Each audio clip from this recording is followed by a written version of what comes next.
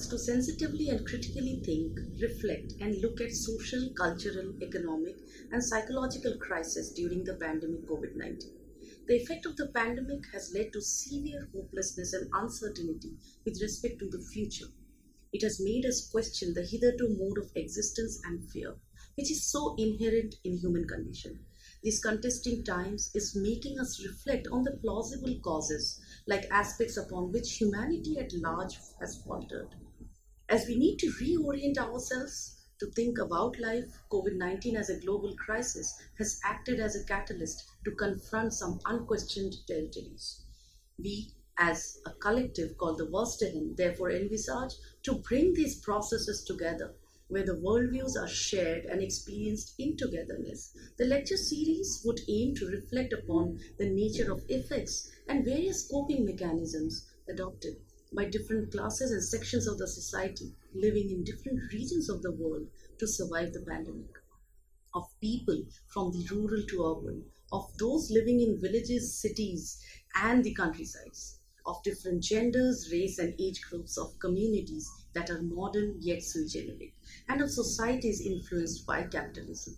We seek to move forward with methodological pluralism and critical dialogue to make sense of these changing times. This is the purpose of the Verstehen Collective. Professor Sudhir Kakar in 2006 writes in Culture and Psychoanalysis, a personal journey, about the cross-cultural dyad, relativism, and explores the problems of psychoanalytic work carried out in a cross-cultural context.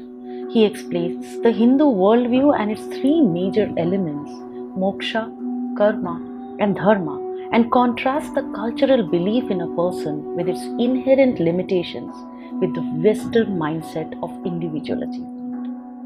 An important departure he makes is of the high value that Hindu society places on connection as opposed to separation. That two individuals still is in each other's proximity becomes strangers is because of the cultural pre-conscious in which they are locked in. Some of the questions that are being raised here in this lecture were: what could be a culturally shared Indianness? 14 years later, we may still ask if there has been further metamorphosis to this very idea, an overarching Indic, preeminently Hindu civilization that has contributed a lion's share to what we would call the cultural gene pool of India's people. Thank you. Sudhir Kakar, who will be speaking on the topic Situating Religion as a Site of Conflict and Contestation. Professor Kakar is one of the leading figures in the country in the fields of cultural psychology and the psychology of religion. He has taught at Harvard University, IIM, IIT, and McGill University, among others. Professor Kakar is the author of many books, both non-fiction and novels. That he is widely read can be gauged from the fact that his books have been translated in 22 languages. In one of his seminal books, Colors of Violence, Professor Kakar explores religious conflict from the eyes of a psychoanalyst. While the book was written nearly 2 decades ago, today's lecture and topic on religion as a site of conflict and contestation is pertinent as we move towards greater conservatism, rising inequalities, and use of religious violence as means to advance political and economic goals. Before we move to listen to Professor Kakar, I would like our chair for today's session, Dr. Manindranath Thakur, to kindly say a few words. Thank you very much. I welcome once again everybody on behalf of Palestine and Foundation for Social Research. These are two groups of mostly young people and some senior faculty and all. And the idea is to create a space outside the university where we can bring in certain issues on which generally spaces are getting closed these days to discuss. I will only say something about Professor Kakar. I know most of people know him very well, but let me say this, that Indian tradition has three sides of knowledge production. One is when an expert talks to the expert. Second is when one expert talks to the expert of the other discipline. And third is when an expert talks to the community.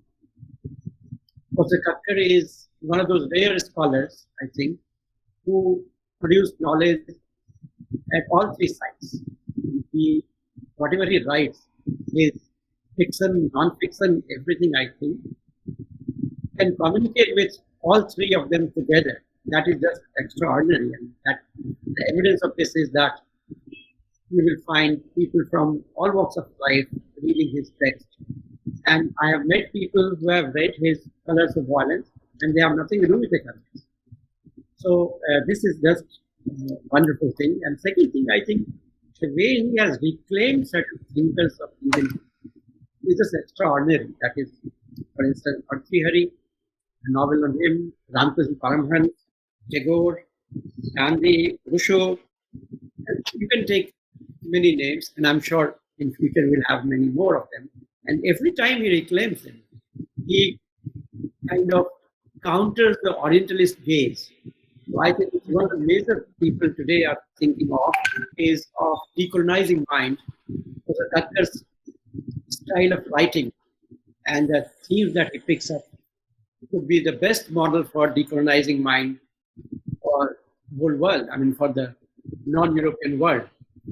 And I would just repeat what Nanding thinks about him, that in last 100 odd years of psychoanalysis, I think he is the most original and most deep in the sense that he has really gone deep into the collective consciousness of Indian society and brought out things for us which transforms our self-image.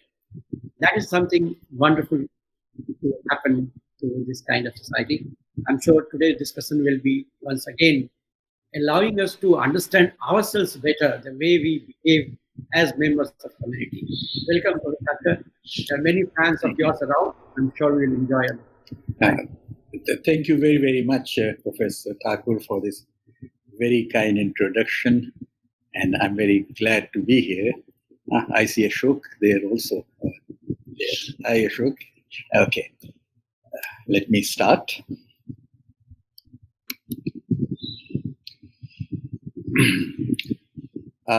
To begin with the confession, although I do not subscribe to the beliefs and cosmogonies of any of the world's religions, I'm acutely aware of the significance of religious experience for human life and for meeting the cultural and spiritual needs for a vast number of our people. Leaving aside the mystics, it is in ceremonial forms of religion where most people commonly experience a connection with nature, community, and the sacred, experiences from which the individual emerges purified and with a sense of awe and significance. Congregational prayers, rituals, and religious performances in temples, mosques, churches, gurdwaras, as also in other spaces, may be illusions, yes, but they are necessary and even desirable illusions that light up the narrow, mundane world of daily existence, a world which has always been inadequate to our experience and unequal to bear the burden of our hopes.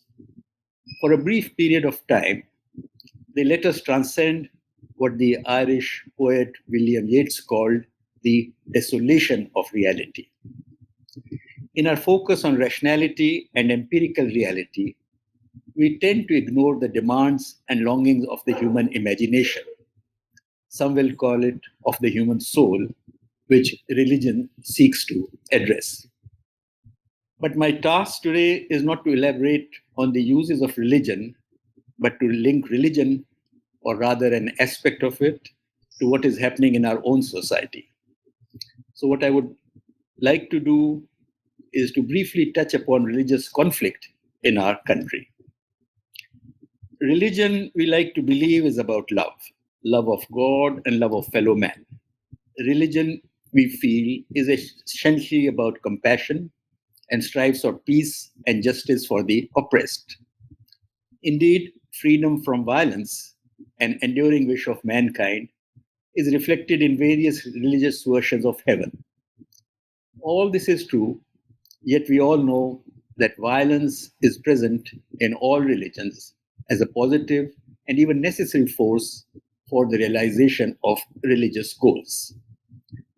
Religious violence has many forms, which have found expression in the practice of animal or human sacrifice, in righteous and often cruel punishment envisaged for sinners, killings of witches or apostates, and in ascetic violence against the self.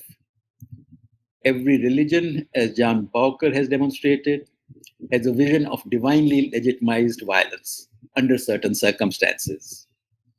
In the Semitic religions, we have the holy war of the Christians, the just war of the Jews, and the jihad of the Muslims, where the believers are enjoined to battle and destroy evildoers. In other religions, such as Hinduism and Buddhism, with their greater reputation for tolerance and non-violence, violence is present in realm of the sacred as part of the created order. Although Islam, especially in its current phase, and medieval Christianity have had the most violent reputations, fanatics can unleash any violence contained in a religion, even if the religion is really perceived to have a violent potential.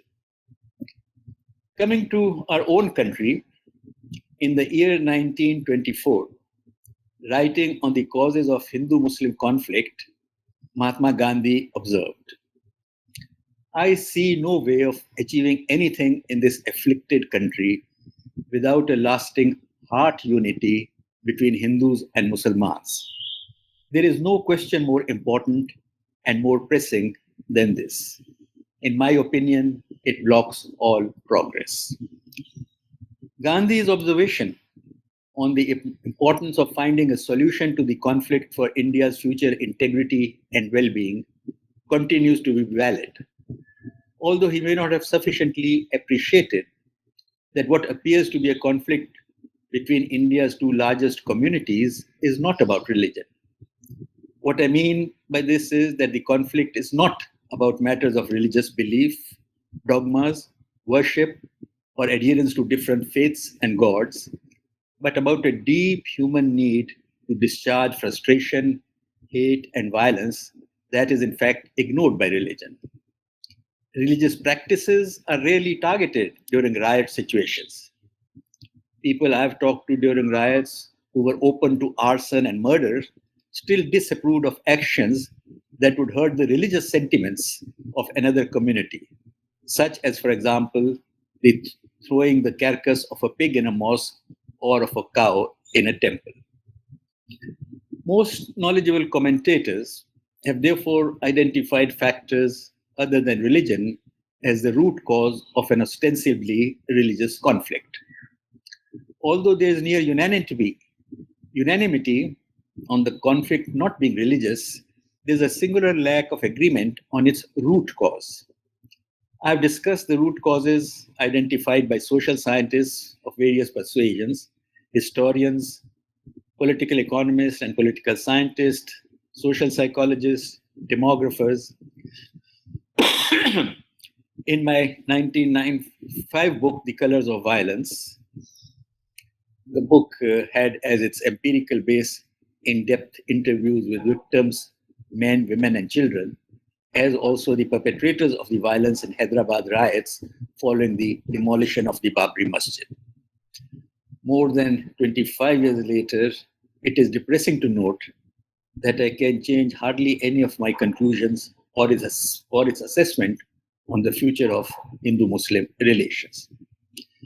Today, though, I would only like to focus on the psychological, specifically psychoanalytic understanding of the conflict. The other perspectives, for instance, a historical understanding of the Hindu-Muslim relations, can be viewed in concert with the psychological understanding. The so-called Hindu nationalists view the conflict in civilizational terms.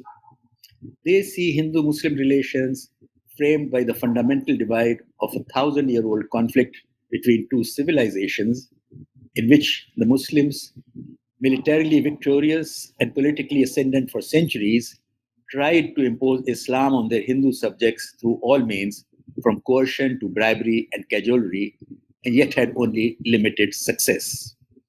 The vast majorities of Hindus kept their civilizational core intact while they resentfully tolerated the Muslim onslaught.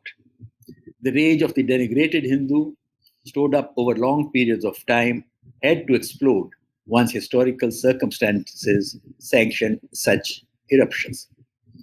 Other historians of a more liberal bent, belonging to the so-called secular school, aver that Hindus and Muslims are relatively recent categories in Indian history. In pre-colonial and early colonial times, there was a co-mingling of Hindus and Muslims, most of them converted Hindus in any case. Incorporating Persian and Turkish elements, there was a flowering of a composite cultural tradition, not only in music, art, and architecture, but also in the development of a syncretic popular religion. The large-scale violence between the two communities, which began to spread in the late 19th century, was chiefly because of colonialism, namely the British policy of deliberately strengthening Muslim identity because of the threat of Indian nationalism, in which Hindus played a prominent part. Nevertheless, the composite culture shared by Hindus and Muslims is still alive, especially in rural India, and comes under strain because of the need of political parties to polarize Hindu and Muslim identities in quest for electoral gains. My impression is that in contrast to the historians, most ordinary Indians operate with both versions of history. In times of heightened conflict between the two communities, the Hindu nationalist history that supports the version of age-old animosity between the two assumes preeminence and organizes cultural memory in one particular direction. In times of relative peace, the focus shifts back to the secular history, emphasizing commonalities and shared pieces of the past. Many of the cultural memories that were appropriate during the conflict retreat, fade, or take on new meaning, while others that incorporate the peaceful coexistence of Hindus and Muslims resurface. Is this changing? Is one perspective that of a fundamental civilizational clash becoming dominant both in peaceful and conflictual times, with the other one celebrating syncretism in full retreat? The answer to this question is of utmost importance. In societies, as in individuals, it is the memory of the past, not in the sense of what really happened, but what we believe happened, that is psychologically significant. It is this memory, however historically dubious, which influence our attitudes and behavior. It cannot be decoupled from the present and from the future. The future always carries an ancient heart within it. For my own discipline, psychoanalysis, religious and ethnic group identities are deeply anchored in our inner world. At some point of time in early life, like the child's I am, which heralds the birth of our individuality, there's also a complementary we are, which later announces the birth of a sense of community, of family, caste, region, religion. I am differentiates me from other individuals. We are makes me aware of other groups sharing the physical and cognitive space of my community. The further development of VR proceeds on two parallel tracks. One is that of our own community as we commonly idealize it, which lends an individual life a sense of intimacy and connection, enriching emotional life with feelings of attunement and resonance with other members of the community. I would call this the light community. The image of one's light community is first conveyed to the child by one's parents and family. As has been perceptibly remarked, a baby has no history. Soon the parents will give it theirs. The child's image of her community, religious or ethnic, is formed through the stories that are told from one generation to another. And these stories often come with shared multi-generational rituals and communal gatherings of all ages, anchoring the image of the light community deep in the psyche. The growing child identifies with the emotional investments of a family and loved elders in the community's symbols and traditions, and incorporates these idealizations of the community, which have served them so well, as they will serve the child in the enhancement of self-esteem for belonging to such an exalted and blessed entity. As an aside, let me add here that although this is universally true, the psychological cultivation and cherishing of this connectedness to one's community is especially salient in our context. It is very rare to meet someone who does not mythologize, for instance, the history of his or her family. Parallel to the development of the light community, there's also what I'd call the dark community that takes simultaneous birth in the child's mental life and accompanies the light community throughout life, though less consciously, as its shadow. Because of the child's early difficulties in integrating contradictory representations of the self and parents, the good, loving child and the bad, raging one, the good, caretaking parents and the hateful, frustrating ones, the child disowns the bad representations of his own self and of his parents through projection. First projected to inanimate objects and animals, bad doggy, and later to people and other groups, the latter often available to a child as a pre-selection by his own group. The disavowed bad representations of the self need such reservoirs, as the psychoanalyst Vamik Volkan calls them. Hindus and Muslims, Arabs and Jews, Tutsis and Hutus, whites and blacks, and various other antagonistic groups who are in a long-term clinch need each other as enemies. They are each other's necessary reservoirs, repositories for frustration, anger, and hateful feelings for which no clear-cut addressee is available. I must again emphasize that the dark community we carry within ourselves is largely unconscious. The child's knowledge of the dark community is not anthropological or religious textual, but what I would call a knowledge feeling that is pre-verbal and, so to speak, has entered the child's very bones.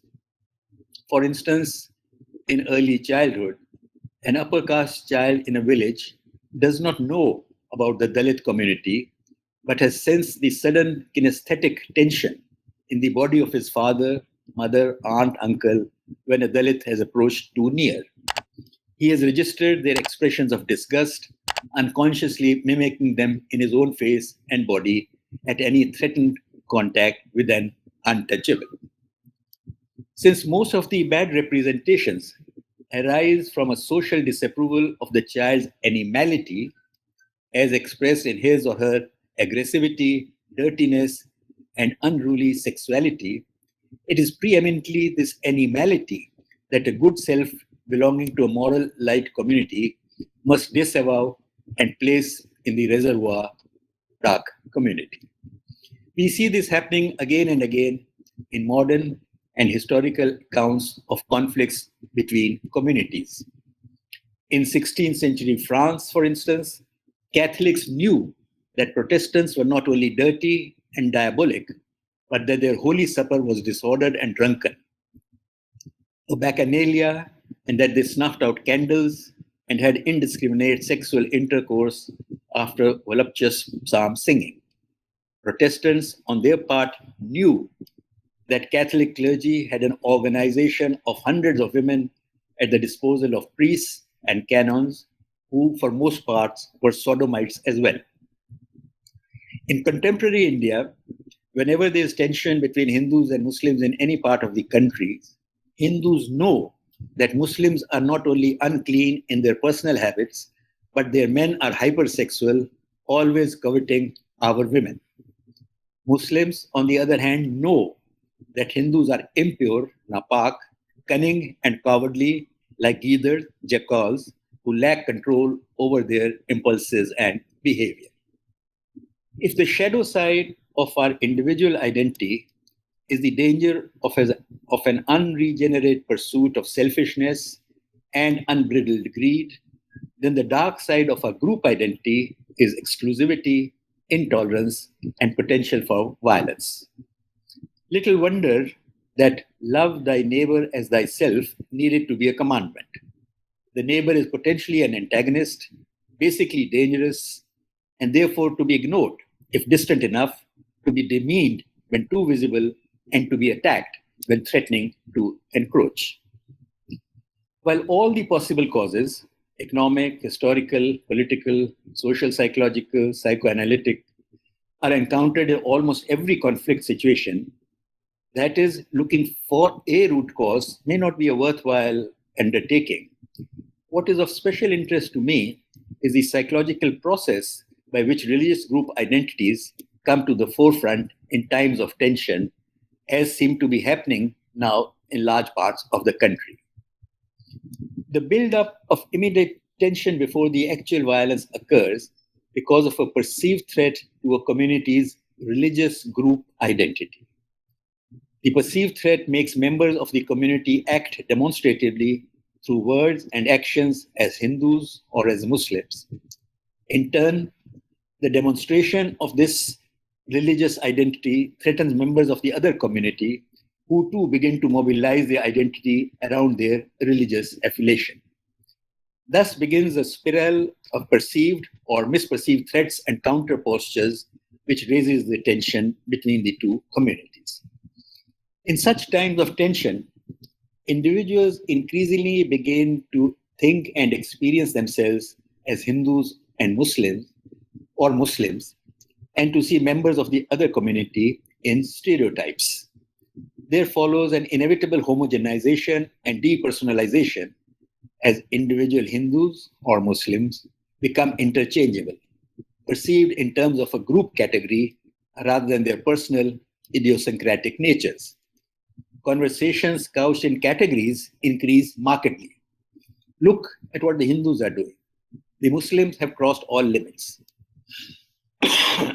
We have already seen the stereotypes, the Hindu and Muslim images of each other that are attributed to the adversarial group and which are orally transmitted through the generations that come increasingly to the fore. The activation of a Hindu-Muslim conflict and a movement of religious identities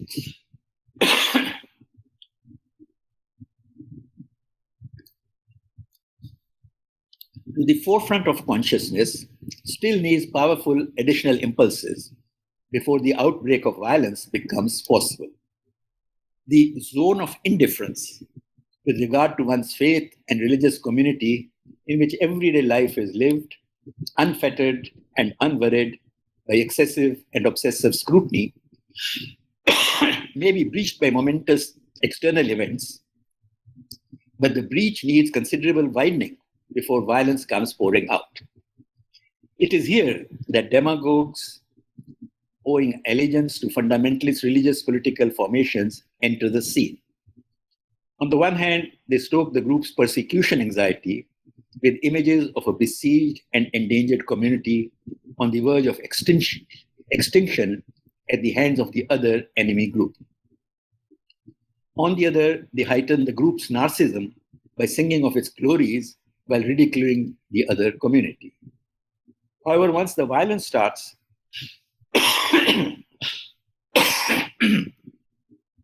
it soon slips out of their control as rumors stoke the flames of violence into a raging fire.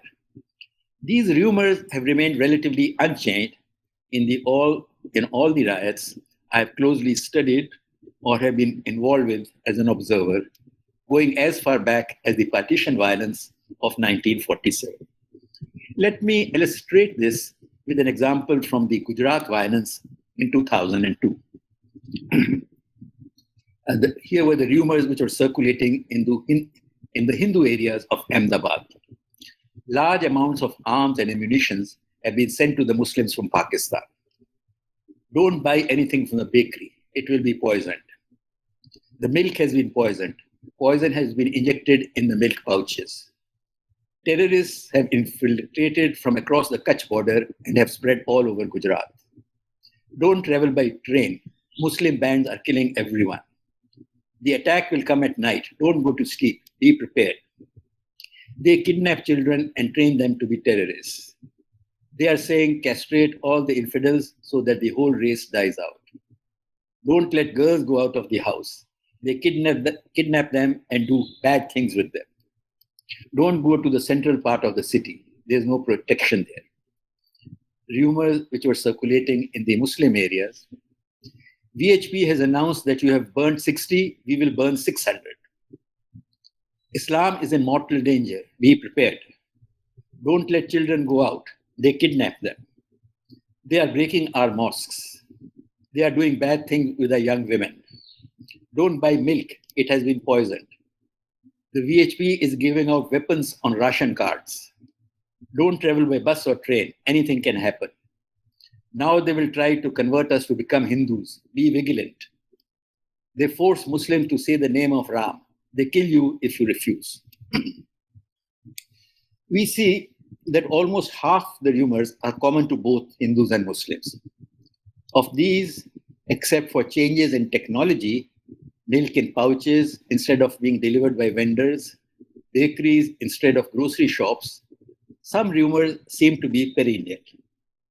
In 1994 in Hyderabad and in 1969 in Ahmedabad, I heard essentially the same rumors I'd heard as a child in Rohtak in 1947. Thus we heard, and in Rohtak believed, that milk vendors had been bribed by the Muslims to poison the milk. 4 children were said to be lying unconscious and 2 dogs had died. In Ahmedabad in 2002, it was a cat after having drunk the poisoned milk. Many claimed to have personally seen the dog in the throes of death. Women had hurried out to empty out the pails of milk. We heard that Muslims had broken into grocery shops in the night and mixed powdered glass with the salt. A police van was said to be driving around town, warning people not to buy salt.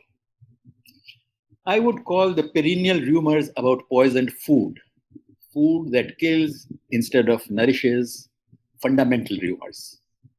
Fundamental in the sense that they attack what the psychoanalyst Erik Erikson called our sense of basic trust received in our earliest experiences with an empathetic mother that lets us experience inside and outside as an interrelated goodness. Poisoned milk makes the secure maternal presence we carry inside us recede.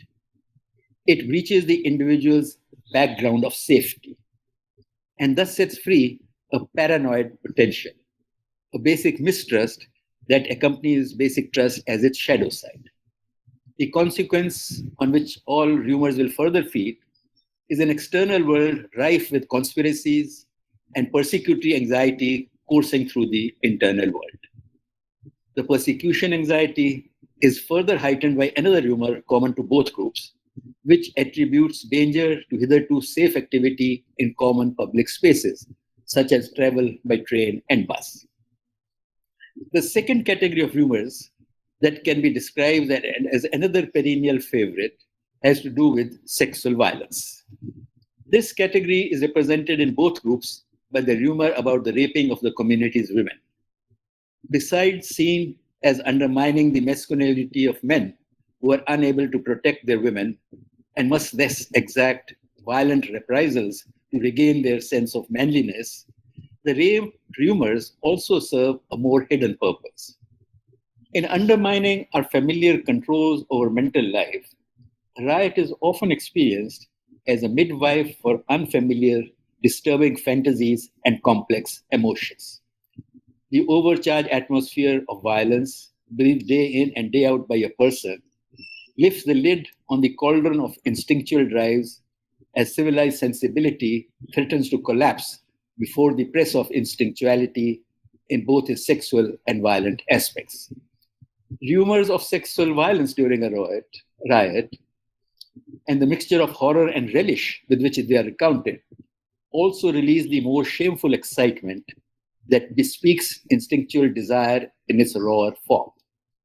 Besides expressing moral outrage, Rape rumors may well also be used by the men as an unwanted but wished for vicarious satisfaction of their own sadistic impulses.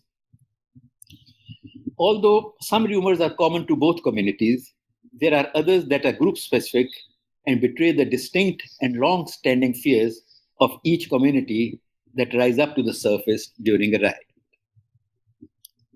In case of Muslims, these rumors relate to a perceived threat to their religious identity. Islam is in danger. They are breaking our mosque. Now they will convert us to Hinduism. Be vigilant. They force Muslims to say the name of Ram. They kill you if you refuse. These rumors play into a long-standing fear of Indian Muslims of being swamped by a preponderant and numerous Hindu host. For instance, to protect themselves from possession by malignant spirits, of which minor Hindu divinities, the Devis, Devtas, are the most dangerous, Muslims all over the subcontinent are enjoined to be pious and constantly proclaim their faith. Such calls to the battle stations of faith reflect the primary fear of Indian Muslims of somehow lapsing from the faith and becoming reabsorbed by the insidious Hindu society surrounding them. The community-specific Hindu fear is encapsulated by the rumors large amounts of arms and ammunition have been sent to Muslims from Pakistan. Terrorists have infiltrated from across the Kutch border and have spread all over Gujarat. The mention of terrorists make these rumors the contemporary version of the rumor I had heard during the 1969 Ahmedabad riot of armed Pakistani agents seen parachuting into the city at night. Here, by linking it with an armed and dangerous enemy, the Muslim minority becomes a psychological threat that is otherwise completely unjustified by its numbers. The rumors reflect and revive the Hindu nationalists' deep-seated distrust of Muslim loyalty to the Indian state and a doubt regarding Muslim patriotism if the community is faced with a choice between the country of its birth and that of its co-religionists across the border. The rumors conjure up images of a vast Islamic host poised at the country's borders, of medieval Muslim marauders like Mahmud, the Sultan of the Kingdom of Ghazni, who swept over North India every year like a monsoon of fire and was famed far and wide as the great destroyer of temples and the scourge of the Hindus. We need to be singularly aware of the dangers of religious group identity, or rather its dark twin in India we call communal identity, coming to the forefront of psyches, a process which seems to have accelerated in the last few years. Each one of us, of course, has many group identities of family, region, profession, language, nation, and so on. The involvement of religion rather than other social identities does not dampen, but on the contrary, increases the violence of the conflict. Religion brings to conflict between groups a greater emotional intensity and a deeper motivational thrust than language, region, or other markers of group identity. This is at least true of countries where the salience of religion in collective life is very high, as it is in India. With its historical allusions from sacred rather than profane history, its metaphors and analogies having their source in sacred legends, the religious justification of conflict involves fundamental values and releases some of our most violent passions. Moreover, rhythms of religious ritual, whether in common prayer, processions, or other congregational activities, are particularly conducive to breaking down boundaries between members of a group and thus, in times of tension and threat, forging violent mobs. And as long as the perpetrator of violence maintains his religious commitment, he really displays guilt or shame for his murderous actions. Something which is not true of the same actions as member of other kind of groups. The perpetrators, who generally belong to the margins of their community, pejoratively called gundas, antisocials, etc., are seen as the community's protectors for the duration of the violence. No longer looked down upon, their heady self-image, reinforced by the community, is that of warriors, soldiers, and cause of faith. The conscious experiencing and expression of identity through religious group, rather than through other group identities, such as those of family, caste, or profession, varies with individuals. At the one extreme, there are always some Hindus and Muslims whose other identities are not overwhelmed by the religious group identity, even in the worst phase of a violent conflict. These are persons who wear the religious group identity lightly and are capable of acts of compassion and self-sacrifice, such as saving members of the enemy group from the fury of a rampaging mob, even at considerable danger to their own physical safety.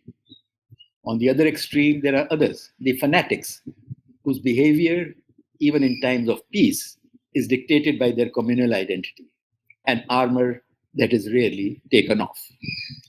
Let me also note that in both communities, the dark side of religious group identities, communal identities as we call them, tend to be less salient for women than men, and for this reason, we will find the male pronoun dominating in the rest of the talk. Incidents of violence and their aftermath raise afresh the issue of an individual's identification with his religious group and brings it up to the surface of his consciousness. Every time a violent incident that even remotely connected to religious groups occurs in India or in some other part of the subcontinent, the reach and spread of modern communications ensure that a vast number of people are soon aware of it. This awareness may be fleeting for some, last over a period of time for others, but the process is almost always accompanied by a pre-conscious self-interrogation on the significance of the religious community for one's sense of identity.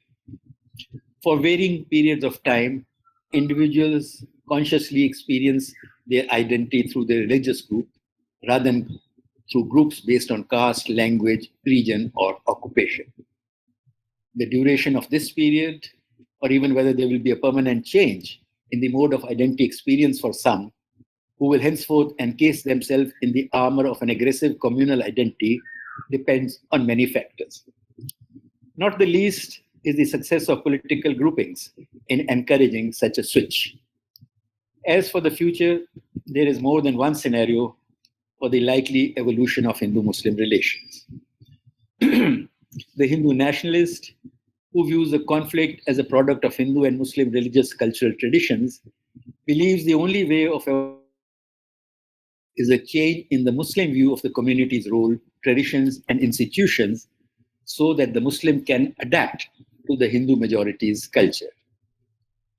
To ask the Muslims to recognize themselves in the Hindu nationalist version of Indian history, to expect them to feel their culture confirmed in Hindu symbols, rituals, and celebrations, is asking them to renounce their religious cultural identity and to erase their collective memory so that they become indistinguishable from their Hindu neighbors. To be swamped by the surrounding Hindu culture has been the greatest fear of the Indian Muslim, articulated even by medieval Sufis, who are commonly regarded as closer to the Hindu spiritual tradition and as exemplars of the composite syncretic tradition.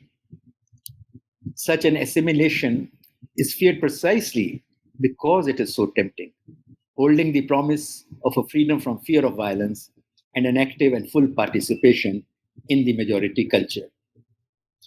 The Hindu nationalist dilemma is that Muslims continue to decline an offer the nationalists believe they cannot refuse. The nationalist finds that the Muslim is too big to either swallow or spit out. The secularist, who views the conflict as rooted in socio-economic factors, are more sanguine on the future of Hindu-Muslim relations. In the long run, the secularist believes the economic development of India will alter the social structural conditions and thus assign the conflict, as the cliche would have it, to the dust heap of history.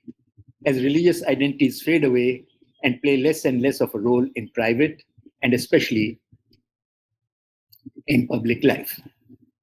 We need to sound a skeptical note on the belief in the primacy of political and economic structures in the shaping of consciousness. Cultural traditions, including the beliefs regarding the demonic other, political and economic systems of a society. What I would like to believe, that is hope, is that we are moving towards an area of recognizing Hindu-Muslim differences rather than only pursuing their commonalities, which too are present. That we are moving towards a multicultural society rather than a composite culture. We may have to give up Gandhi's dream of lasting heart unity and content ourselves with the creation of a common public realm guarded by our constitution, while regarding the other community, perhaps with benign indifference in private. How can one feel close, have a heart unity with someone with whom you cannot even eat together? Not to speak of violent emotions aroused in case of intermarriage, which for me is the most significant marker of the heart unity of communities. It is not ideology that divides communities, but anthropology, not ways of believing, but of ways of living out the religious identities. The primary work of bringing harmony between antagonistic groups is internal. It must first take place in our minds. This work needs the realization that we all have a dark group within us, that our unconscious need for enemies is as deeply embedded in us as by the more conscious need for friends. Our shadow side is part of our developmental heritage that can be disavowed only at the peril of it being then available, visibleness and differentiation. It is a further realization that our developmental heritage from our childhood is not our fate, that we need not act according to our darker dictates. It is the realization that between loving and hating your neighbor, there is a range of choices ranging from various shades of amity to indifference that are also available to each one of us. It is not easy to give up our prejudices that exist at a deep level of feelings, but we can at least become aware of them and try to prevent them from influencing our thinking. Only such introspection can make me immune against all those who seek to stoke my group's persecution anxiety. To look inwards is to give up the illusory clarity and excitement of thinking in black and white and embrace the color gray, the preeminent color of reality. Gray is not a color of excitement, of passion. Buddha with his Sarvam Dukkham and Freud with his promise of exchanging the sufferer's hysterical misery for common human unhappiness are both depressive, votaries of the color gray, and thus supreme realists, since reality for anyone who looks at it without blinkers is depressing. The desolation of Yeats. As one of the psychoanalytic school avers, we are all born as paranoics, but at best may mature into depressives. Fortunately, gray is not only the color of rational thought, but has allies in our psychic depths, if we would only harness them to our cause. I'm speaking of our natural human friendliness, even empathy, just as natural as the violence in our dark nature, which some evolutionary biologists suggest has been instrumental in the evolutionary success of humans as species. We now know from experiments using brain imaging that watching the suffering of someone who appears to be a victim of violence activates a similar pain network in our brains, the so-called mirror neurons, showing sufferings of victims of collective violence, followed by discussions as part of our educational curriculum in schools and colleges, as also in other group settings, is an obvious next step in the long-term combating of violence. It is important that we realize that to successfully address the dark side of a community identity, we need to harness all the resources of art, musical, visual, and cinematic. Only then can we move beyond the mere provision of information that has become such a disproportionate part of our education system and thus reached the deeper layers of the psyche, inaccessible to language alone. Again, I'm not advocating a weakening of religious identities that give millions of lives their meaning, but an encouragement of efforts to mitigate their dark sides. Currently, I would also suggest that the fostering of a superordinate identity, Bharatiya or Hindustaniyat, that can subsume Hindu, Muslim, and all other religious identities by connecting them to a wider identity than that of the religious group, even if the negotiation of this project is messy and riddled with obstacles. We have seen the success of this strategy in many other kinds of conflicts.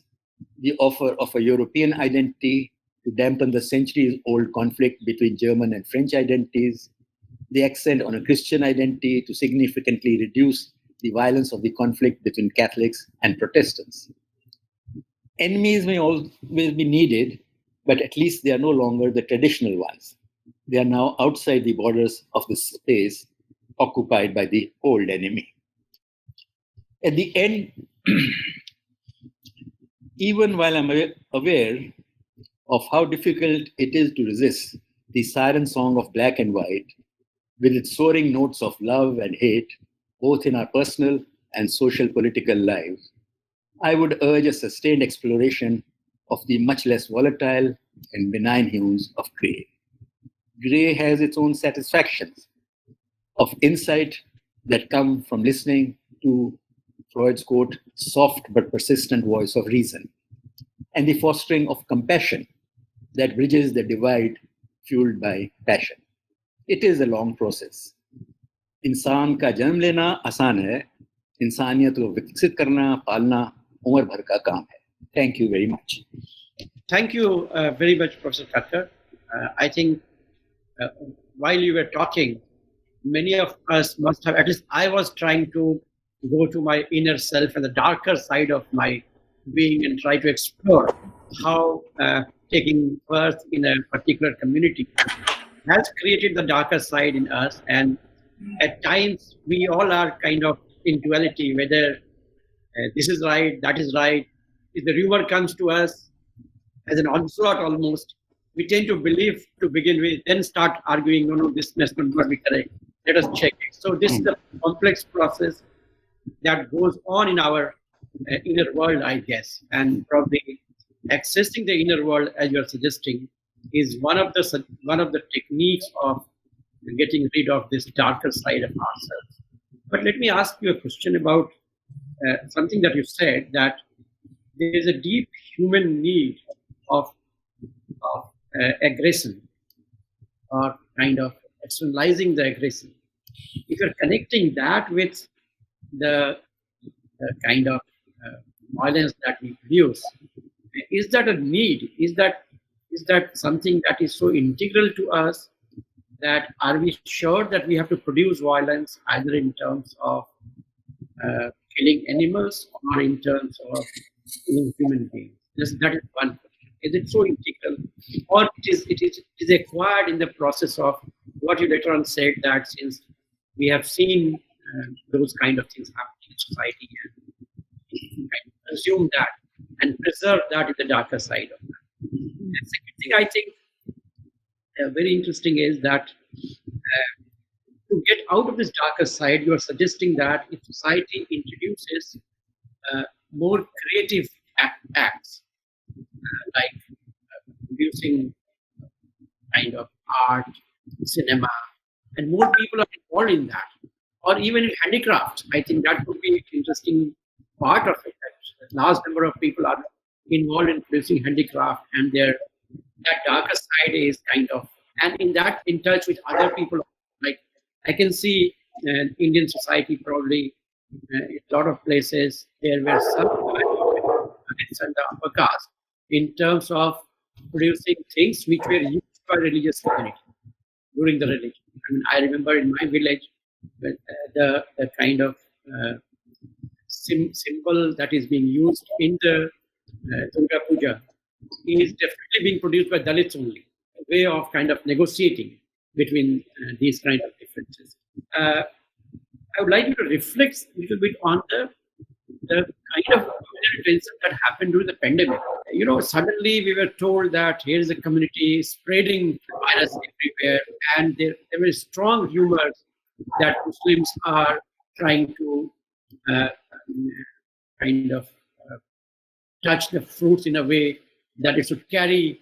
A lot of people stopped buying fruits from the Muslim vendors and the sabji walas. So that happened in a big way, it seems, during that time.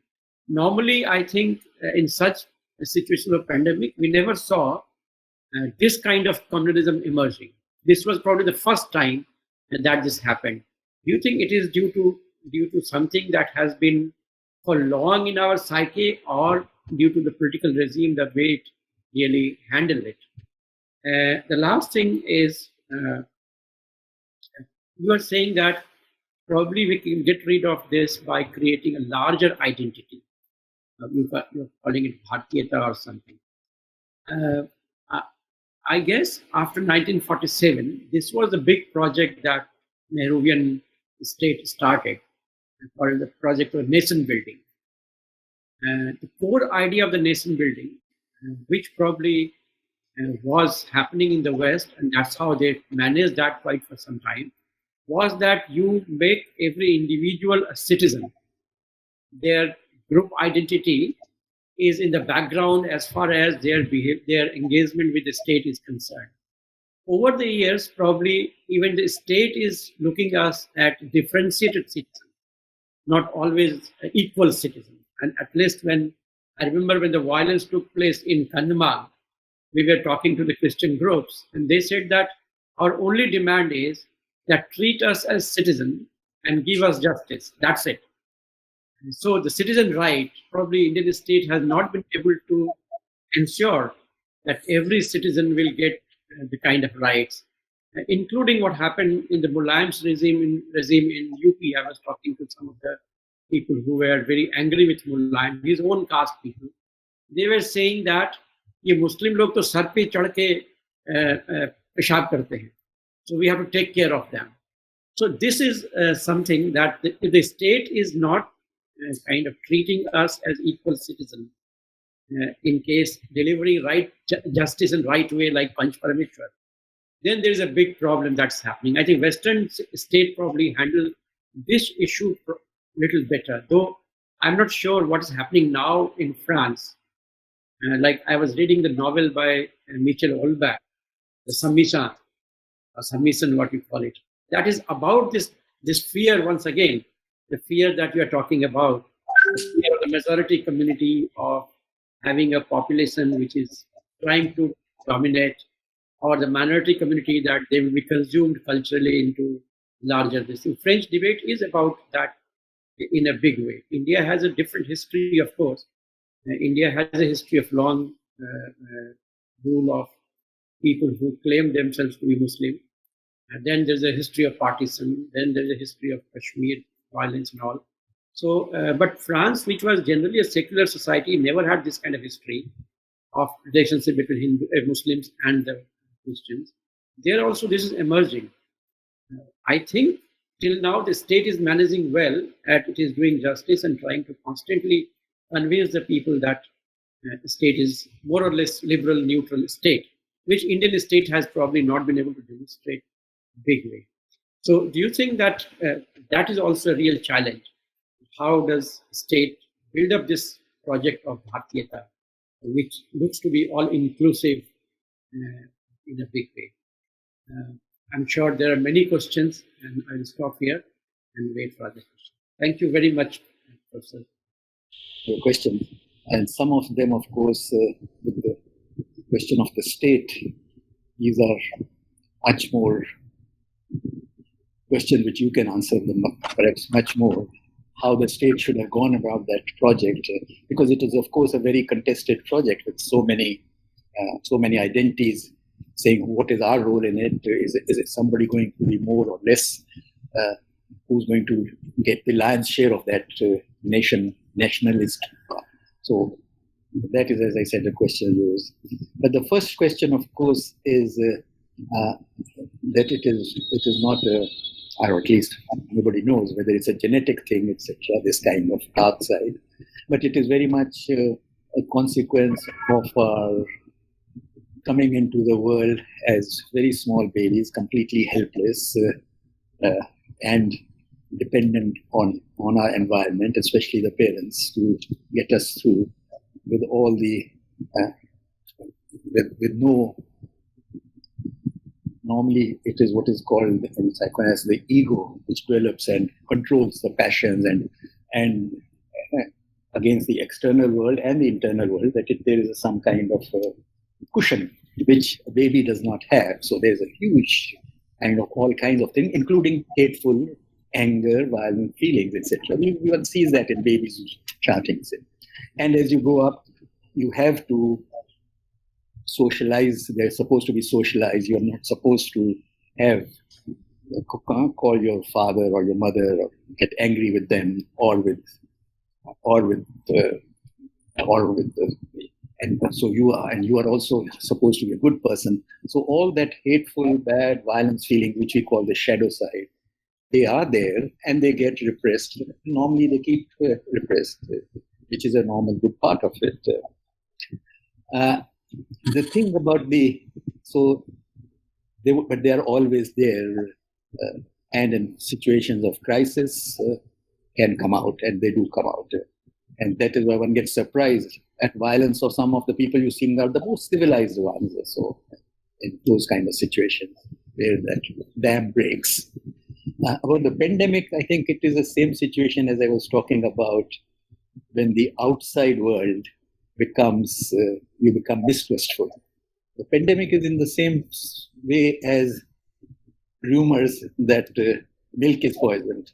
So the external world you can no longer trust. Who's coming near? Is he going to infect me? So that basic trust in the external world being benign and I can move in it is okay. We always have a basic trust versus a mistrust. The mistrust takes over. And so that is what is called the slightly paranoid one. And that is also something persecuting you and a very bad feeling to have, which you have then to project outside. Whoever offers themselves or is offered by whoever you believe as the causes of that. You want to know where is this feeling coming from, that my mistrust in the world is there. I'm feeling so terrible. I'm feeling persecuted. Who is doing that to me? And you accept the offer of, if you believe the persons who are making the offer, that this is this and this is the offer. That is, I would say, this kind of the psychological part there. I remember the first and the last ones. In the middle, you had also some things which, if you can remind me, I'll try to. Also the question of art, etc. You're quite right, handicrafts. I'm not talking of art as art, of the high art, but using the resources of how do you reach the emotional side, the shadow side where there's deep emotion. And that is not as much responding to language. Music, for instance, is the language of preeminent language of emotions. When you're listening or those who do like music or listen to music, how if you feel moved by music, and so people can get tears by eyes, which poetry, which is musical, yes, but otherwise language does not move you to tears or to any other kind of emotion than say music. But it's not only music, it's cinema, visual, or all kind of things. There was a very nice experiment reported in Nature of two subjects. People are asked that one, come to the hospital, your father has been admitted in an accident, and here is the list of treatments he needs. So one is very simple. Your father has an accident, he is in hospital, come, and now these are the medicine treatment. The second is the same thing, but told in an emotional, dramatic way. Your father was going and there was a bus which hit him, his hand fell down, etc. So all the what one says, the ornamentation that is also part of our, it is not only the dark side, empathy, friendliness is also involved. And we have lots of experiments proving that of how that actually it seems to be that our rule which people operate is that you stab back, my back, I stab yours. But in the first interaction, persons are friendly. It is if the other person that does not react with friendliness that you then start behaving as the other person is. But our natural inclination is to be friendly. There was a psychologist who sent 50,000 Christmas cards just from telephone book. The majority sent cards in return with no idea who it is. So if there is this empathy, friendliness, there is a part of it. In the first instance, it is only saints who can be completely turn the other cheek. That does not happen. But in the first instance, that is a natural inclination. And that you're very right. An education system to have places or time, etc., how to cultivate it to be more, it I think would help a lot in resolving some of our problems. So mitigating darkness is one, but also promoting lightness is another. Thank you, Chair Dr. Manindranath Thakur and Professor Sudhir Kakar for a very insightful talk.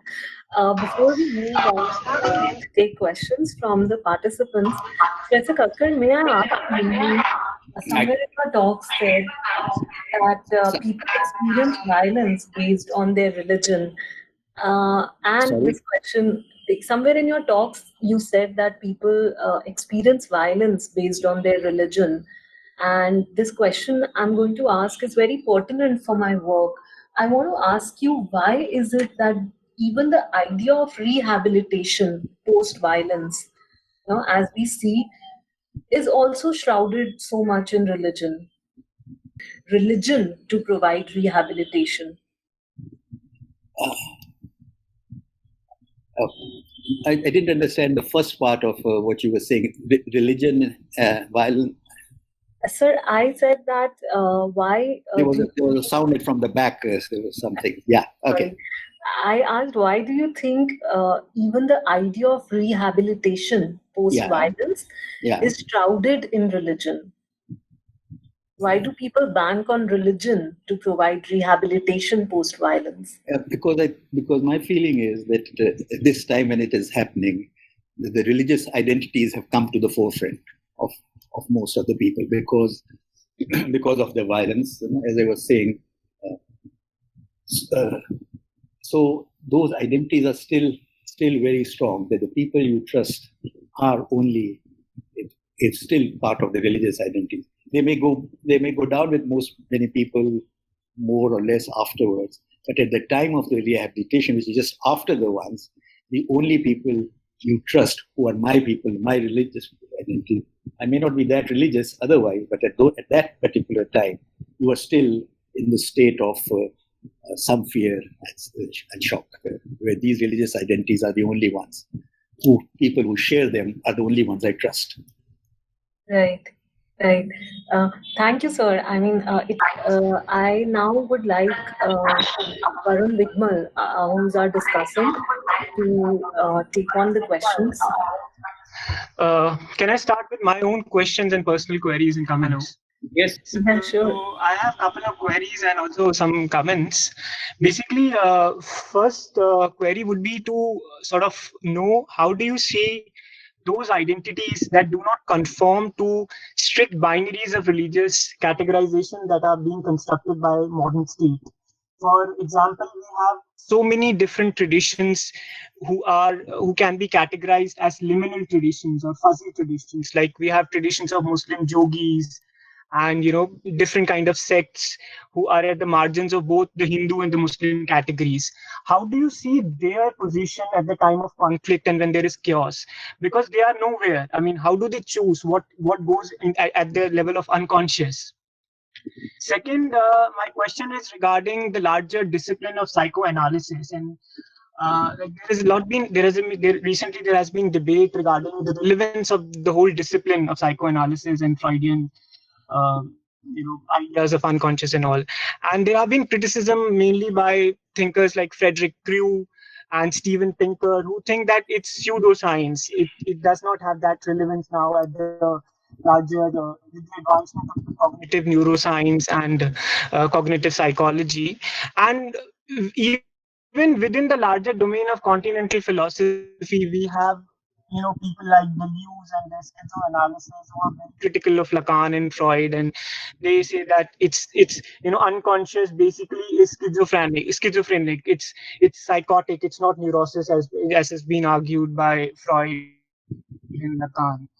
So how do you see this difference between schizoanalysis of Deleuze and your work of psychoanalysis, critical studies in cultural psychology? See that psychoanalysis is facing a threat, existential threat, with the advancement of disciplines in the larger cognitive science as well as in the continental groups.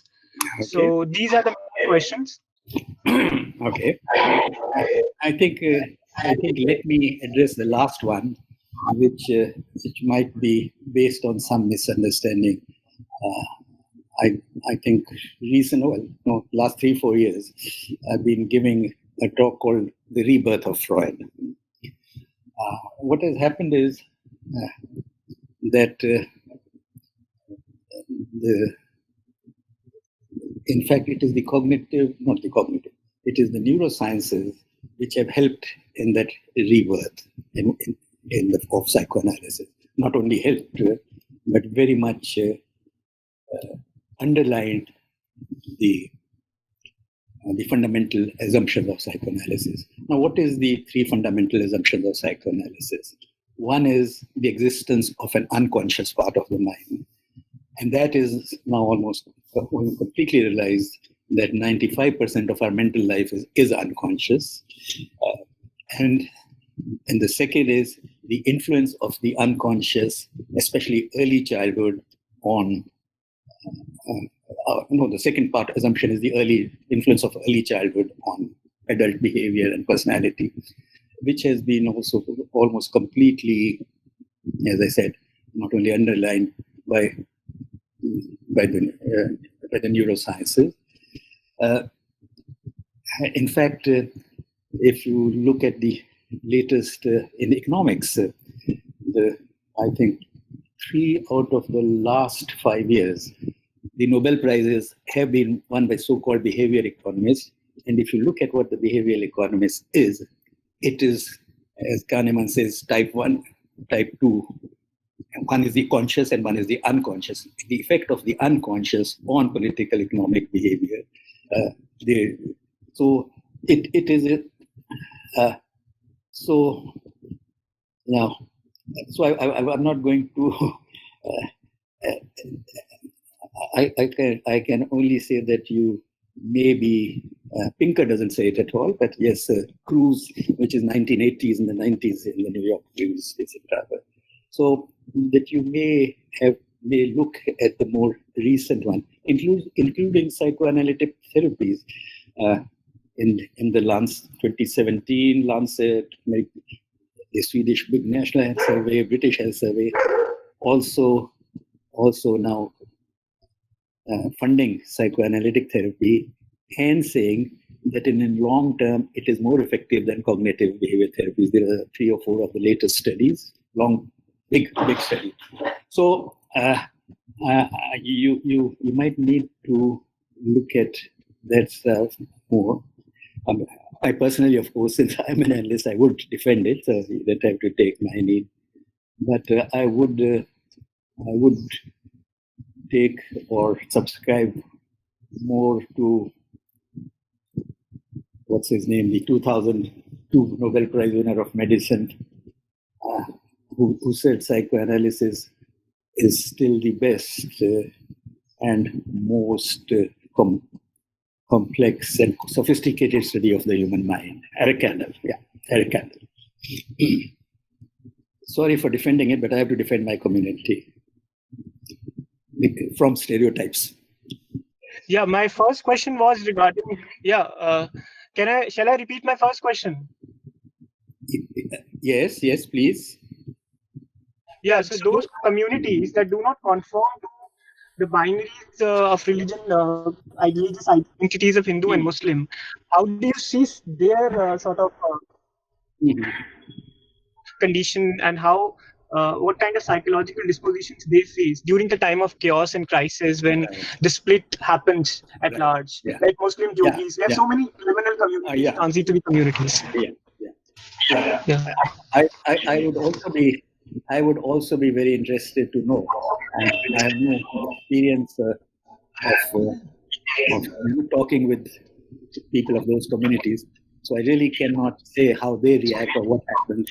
Do they completely withdraw from both? Do they say, plague on both your houses, or do they go to one to the other? So I can only say, since I have not had any experience with these communities, and I cannot really also then speculate of what happens with the liminal ones you are talking about. Thank you, Professor Kakar. Yeah, so I can take on questions now. Yeah, Varun? Yeah, so may I call Mihir Mishra for his question now? Mihir? If you would like to ask a question, Mihir, otherwise we can ask the question that he rephrased and sent to us for Professor Kakar. Sir, Mihir asked how toxic is mixing religion with politics for a country like India, which has otherwise been a tolerant country? That seems like a rhetorical question to me, that it is a very toxic thing. So that's that's really a rhetorical question where he knows the answer already. But obviously, we know that that in politics, or I think that is common knowledge, that this. I don't think it is created by. I think that is my difference from the instrumental theory of conflict. But I think they drive it further. They light a greater fire under it for their own reason. But I don't think that all people, that we as people are innocent ones who are that and are completely blameless in this thing. So, thank you, Professor Kakar.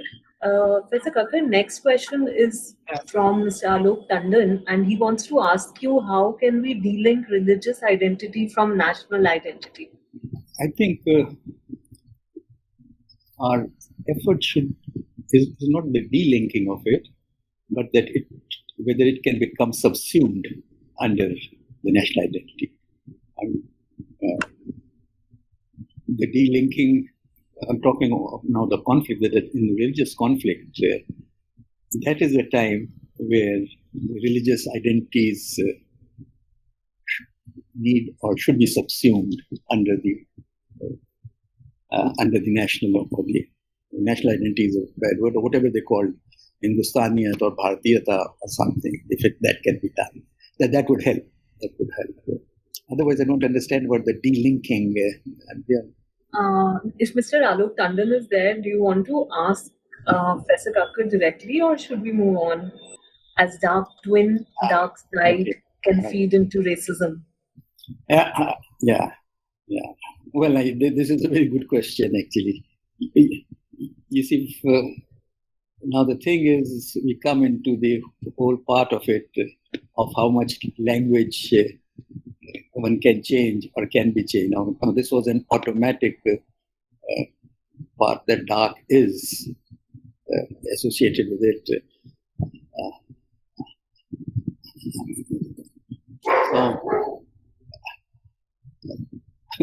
So what do I say? Okay, if it becomes the dark has become a racist one, then one shouldn't. Otherwise, I think one should also pay respect to the language as it is, so that it is understood. It would be very difficult to. Then one shouldn't also use actually light. That is then also racist. You see, words have all kind of connotations, and they have not only racist connotations, they have all other kind of connotations. But so to stop using words because of all their possible connotations becomes a very difficult task, at least for any kind of a writer. Thank you, Yamini.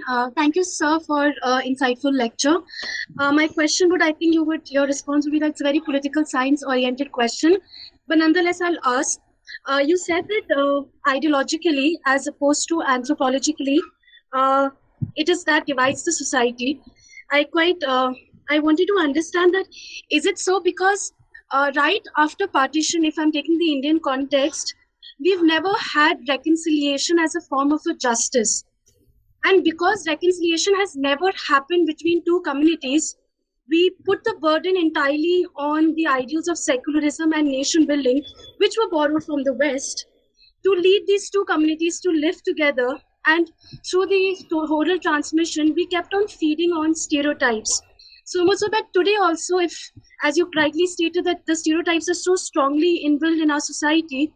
So my question is, and as recently also Joseph Stiglitz said, that for growth we need an inclusive society. My question is, would there be a possible to build a rationality, not the Western kind, but situated in India, if a reconciliation approach would have been taken up by the state or by the two communities, where face to face they could have come and build on to their understanding of partition and post-partition world? First, I think it's not just the partition. This kind of antagonism which comes up of has been long before the partition. There are incidents of it, all of it. So all the time. So when Gandhi in 1924 is talking about Hindu-Muslim conflict, it has nothing to do with the partition, but recognition that this is an antagonist clinch between the two communities. And then how to resolve it, the reconciliation which you are talking of, how to do that. He was very interested. In fact, it was in 1924 that Gandhi attended meeting of the Indian Psychoanalytic Society in Calcutta. That was one and only time he went there. And there was a British Army officer who presented a paper on how to resolve Hindu-Muslim conflict. And it is one of these oddest, strangest paper. He took Freud's on taboo, writing on taboo. And he said the best way was to get them together, Hindus and Muslims, and both of them eat beef together. Now, that is the best way of getting. I mean, I can only understand. I cannot only speculate on what Gandhi must have thought. What crazy place he has come to, and with him as a complete vegetarian, and the cow they're suggesting eating. So how that reconciliation has to be done is the important part. And actually, when you talk of reconciliation, I think yes, justice is a very important part. But I think we overemphasize justice so much that we lose the sight of the other one, that justice and also the compassion. The French Revolution has what? Liberty, égalité, fraternity, liberty, equality, and fraternity. Everyone just talks of liberty and equality, fraternity, as if that has gone. Nobody talks of the fraternity part of it. And we have the Indian part, we have a very strong tradition of that fraternity. All the compassion or brotherhood, that is also a very strong tradition. If you look at all the Indian icons, starting from the Buddha to all the medieval Kabir, Nanak, right to Gandhi, Tagore, all are talking about that Indian, one of our strongest is traditionally compassion.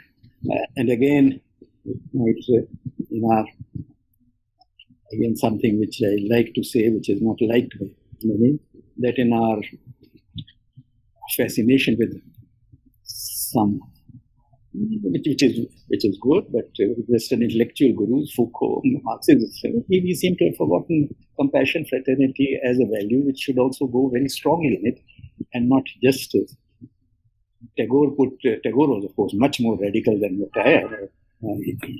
He said his line was that compassion or sympathy is the main force, main thing in life, in our civilization. Justice is like beating tom-tom to a song. So he was much more radical. But as I said, this is part of our Western things. Of Tagore's line was, of course, that we have borrowed Western spectacles at the cost of our eyesight. But that is. Thank you, Shelja. Thank you, Professor Kakar. The next is by Kanchan Pandey. I think it also pertains to the domain of masculinity. She wants to ask you, sir, is aggression really a need of humans? Or is it just created as a way for men, quote unquote, to retain their power, while the mechanisms of prejudice and hate keep on feeding it? This is a question which has not been, it doesn't have a very clear-cut answer. You see, we often confuse aggression with aggressivity. Aggression is this violence, hurting someone. That is what aggression. But aggressivity as an assertion, asserting yourself in the world or against something, is not looked upon as negatively as, say, now the masculinity part of it. That certainly one is trained very much a part of how the child rearing, of how we believe what women are and what men are. We know that now from that when they are being aggressive, their testosterone level increases. So the testosterone level, which is part of it, is common to both women and men both. So it increases. So if you call testosterone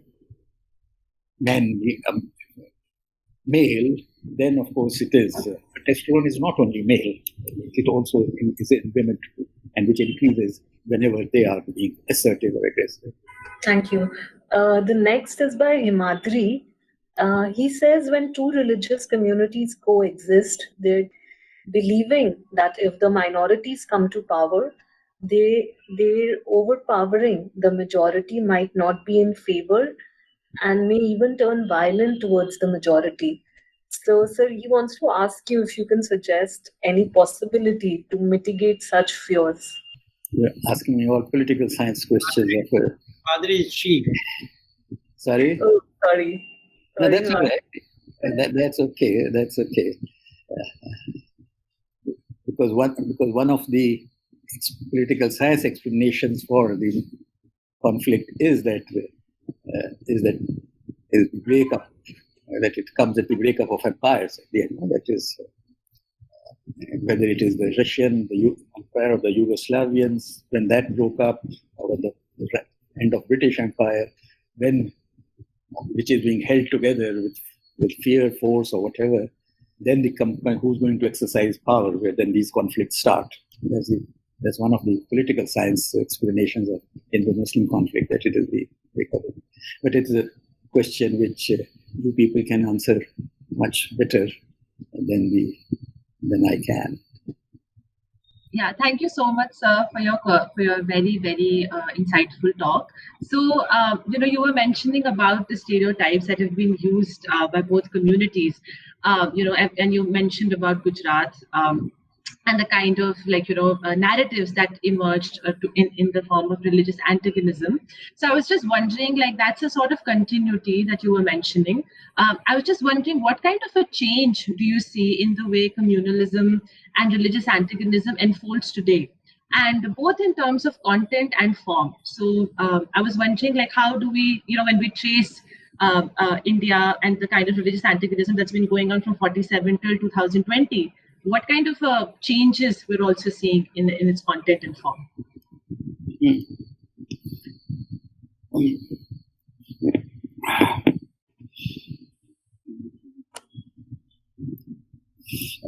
It would. I like being empirical in that sense. That the Gujarat riots, the last ones, where I collected the rumors. I would really love to know in the Delhi riots what were the rumors going on. So what's happening? To see, are they changing really? They hadn't changed earlier, but are there changes, or are they fundamentally these two categories which I said, which they are they the same? My feeling or my thing is that these communal identities are they getting is the peacetime, the difference between peacetime and conflict, which was used to be using the knives, who were the gundas of each side, were in business of real estate business of throwing people out of together. So once the riots ended, let's sit down together and see what we can do about that house in that locality. So all that relation. Have the relations changed between both the communities? I don't know. I mean, all these are things which you people in the research departments, etc., will give the answers to. Do the people come back together in the same way, or is it much more cast in stone now, or less? Or as somebody was telling me that the economic relations are also put on hold only for the time during the riot, or even afterward. What happened? I don't know. I would like to know from you. Vijit, I'm going to ask sir quickly on your behalf. So Vijit says, to understand the caste system in India, you and Alan Dundas rely on dirt and anal characteristics of childhood. Can we borrow anything from that to understand religious violence? I think the negative parts of it, of the animality which I was talking about, which are dark, which are side, which we have, or which we want to project outside to the other groups. I think that is common also in the caste, in the Dalit one. I don't know what would be the stereotypes, but dirty, of course, the dirt would be one of the very, very important ones.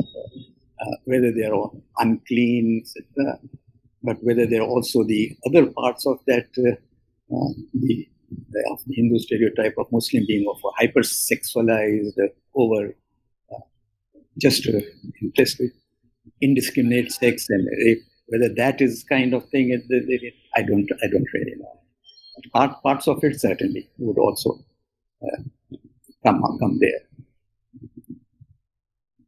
Thanks, sir.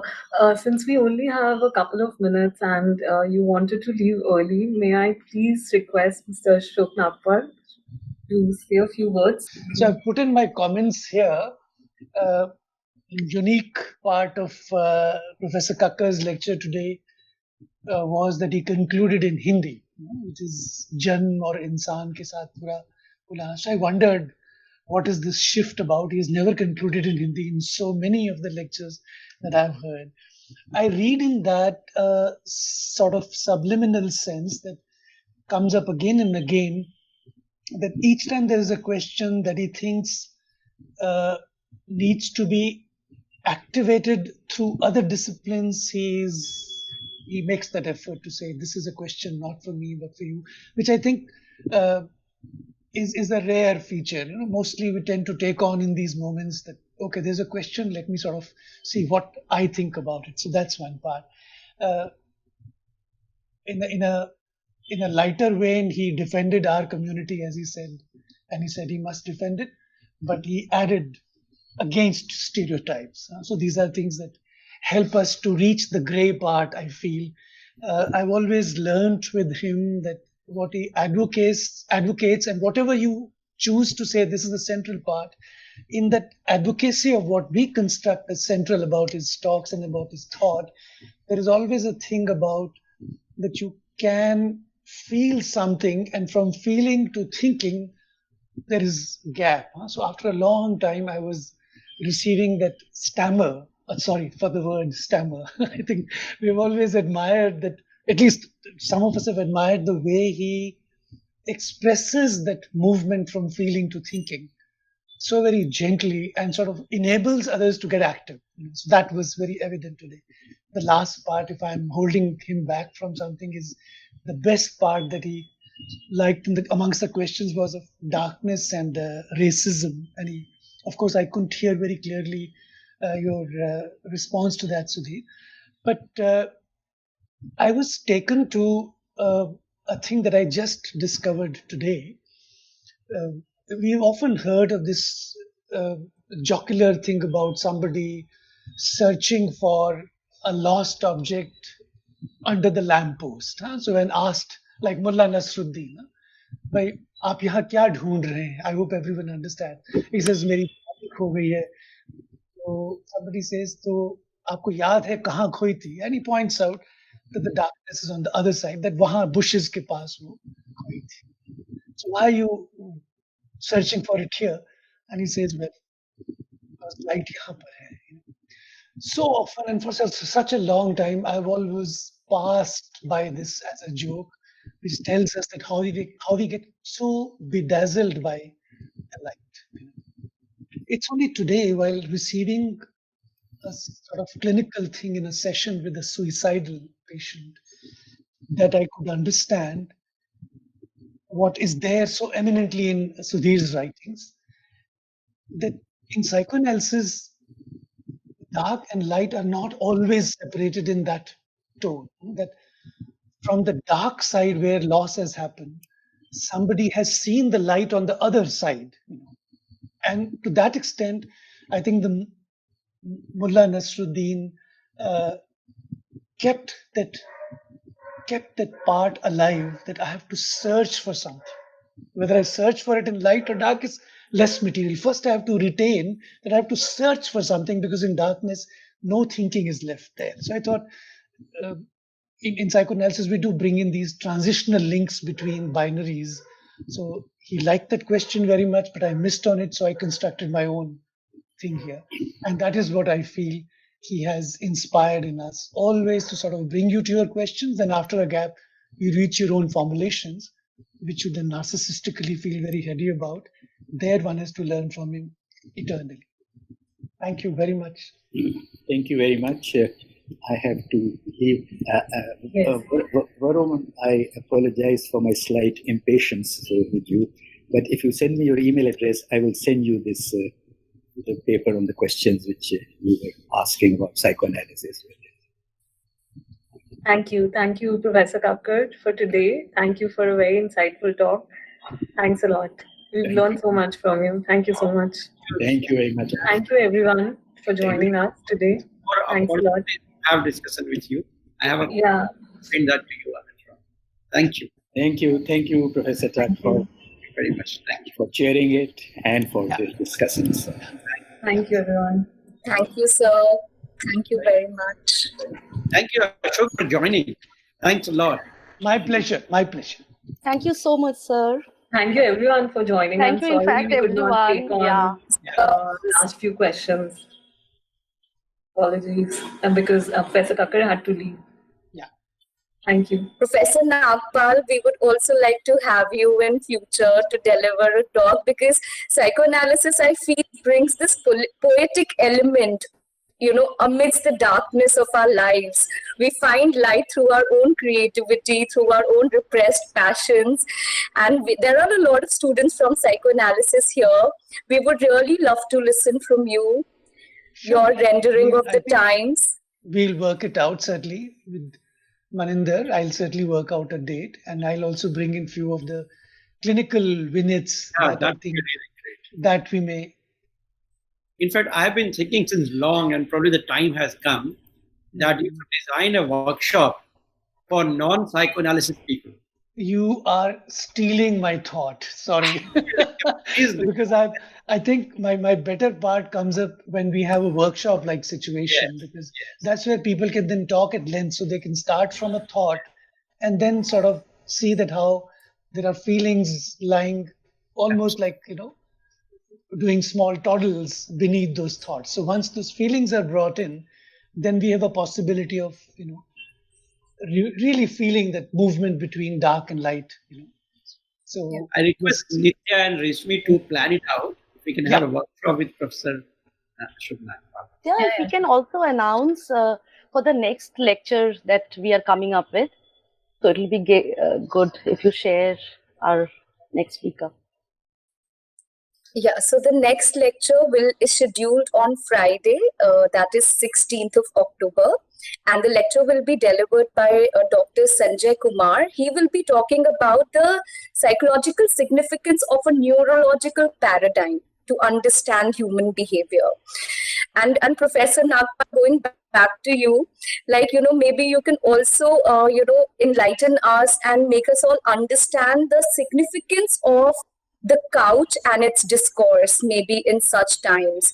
Because if therapy has been formulated, how can we differentiate significance of creating this endless river-like discourse through our own unconscious? Because, people tend to ask, isn't CBT, what is the difference between CBT and the psychoanalytic approach? And how language comes into the picture, how language structures our own psyche, and what is the role of the analyst? How is it different from a counselor who suggests solution? So these are the things I think which would also help, people from different schools of social sciences to, to create that sensitivity. I said it's a refreshing change to hear questions like these. This is like going to the brass tacks of it. Wonderful. Yes, these we must take up, and sometimes taking these questions up brings in the necessary complexity of how a person who may have been part of someone who picked up a stone or did something more violent outside, and many a time he was tempted to do that, and few times he did it. So when he can think of joining a couch, then we have a way of looking at other parts of him. Sometimes he doesn't come, but he sends his son.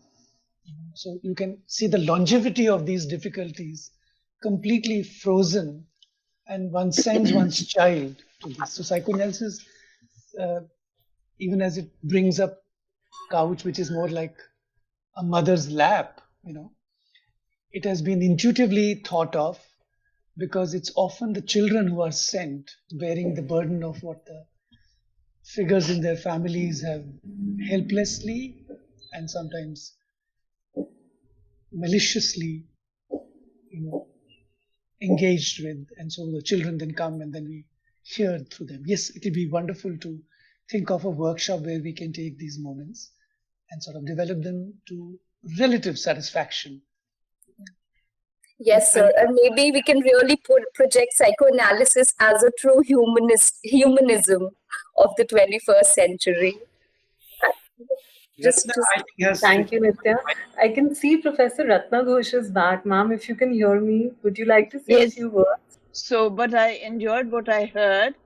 I had a question more about what about the divisions within Hinduism, such as the divisions of caste, which are a very big problem for me, from where I am. And it seems to me that we are very rightly concentrating on the Hindu-Muslim divisions and the problems, which are absolutely paramount right now in India, from what I can see.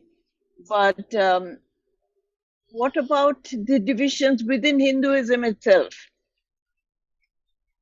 What are we doing about that? Right. Professor Ghosh, we don't even Professor talk Kakar about has it. left. Yeah, I know. But I wanted if to. somebody I else could would not. like to take the question, Dr. Thakur.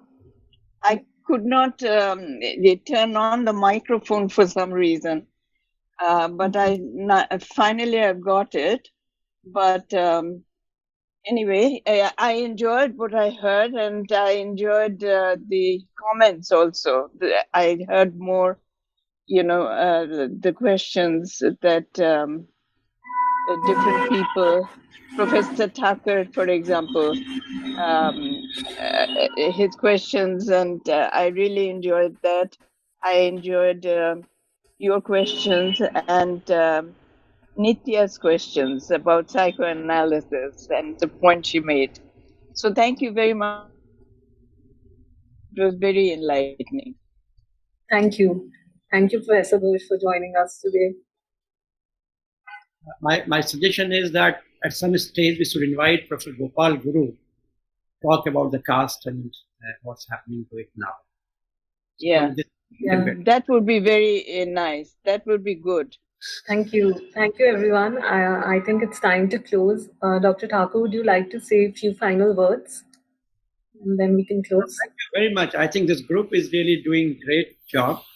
I mean, I treat myself as a student here because I'm getting educated in this whole idea of psychoanalysis. Sudhir Kakar, of course, I'm a great fan. I'm a great fan of Ashok also.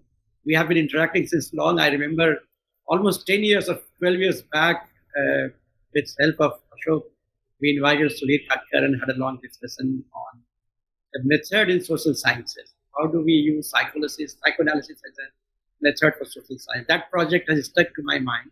So I keep insisting that we must do something with that. That's the need of the hour, particularly now when we have so many things and we have probably this darker side more dominant than the lighter side. So that will be great. And thanks, everybody. Thanks for organizing this. Thank you. Thanks a lot. Thank you. Thank you.